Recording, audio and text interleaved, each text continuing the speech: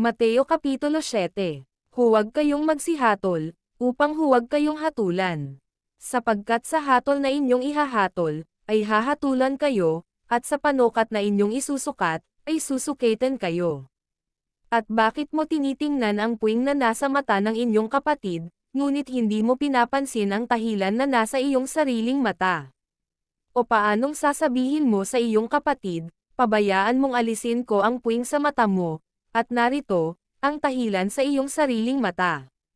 Ikaw na mapagpaimbabaw, alisin mo muna ang tahilan sa iyong sariling mata, at kung magkagayo'y makikita mong malinaw ang pag-aalis mo ng puwing sa mata ng iyong kapatid. Huwag ninyong ibigay sa mga aso ang anumang banal, ni ihagis man ang inyong mga perlas sa harap ng mga baboy, baka yurakan ng kanilang mga paa, at mangagbalik at kayo'y lapain. Magsihingi kayo, at kayo'y bibigyan, magsihanap kayo, at kayo'y mga kasusumpong, magsituktok kayo, at kayo'y bubuksan. Sapagkat ang bawat humihingi ay tumatanggap, at ang humahanap ay nakasusumpong, at ang tumutoktok ay binubuksan. O anong tao sa inyo, ang kung siya'y hingan ng tinapay ng kanyang anak, ay bato ang ibibigay? O kung hingan siya ng isda, ay bibigyan niya ng ahas? Kung kayo nga, bagaman masasama ay marurunong mangagbigay ng mabubuting kaloob sa inyong mga anak, gaano pa kaya ang inyong Ama na nasa langit na magbibigay ng mabubuting bagay sa nagsisihingi sa Kanya? Kaya nga lahat ng mga bagay na ibig ninyong sa inyo'y gawin ng mga tao, gawin naman ninyo ang gayon sa kanila, sapagkat ito ang sa kautusan at ang mga propeta. Kayo'y magsipasok sa makipot na pintuan, sapagkat maluwang ang pintuan, at malapad ang daang patungo sa pagkapahamak, at marami ang do'y nagsisipasok. Sapagkat makipot ang pintuan, at makitid ang daang patungo sa buhay, at kakaunti ang nakakasumpong noon. Mag-ingat kayo sa mga bulang propeta, na nagsisilapot sa inyo na may damit tupa, datapwat sa loob ay mga lobong maninila. Sa kanilang mga bunga ay inyong manggakikilala sila. Nakapuputi baga ng mga ubas sa mga tinikan, o ng mga igos sa mga dawagan. Gayon din naman ang bawat mabuting punong kahoy ay nagbubunga ng mabuti, datapwat ang masamang punong kahoy ay nagbubunga ng masama.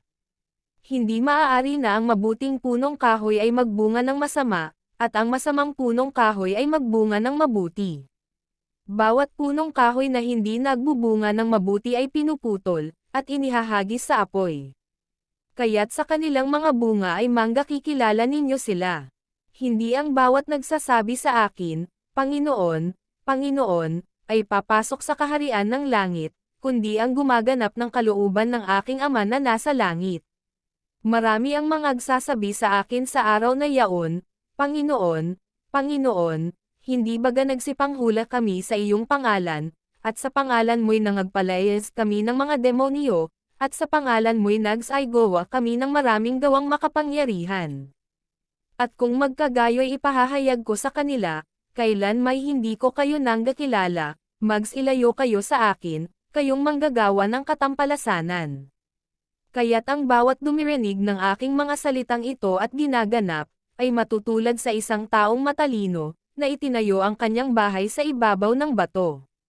At lumagpak ang ulan, at bamaha, at hamihip ang mga hangin, at hinampas ang bahay na yaon, at hindi nabagsak, sapagkat natatayo sa ibabaw ng bato.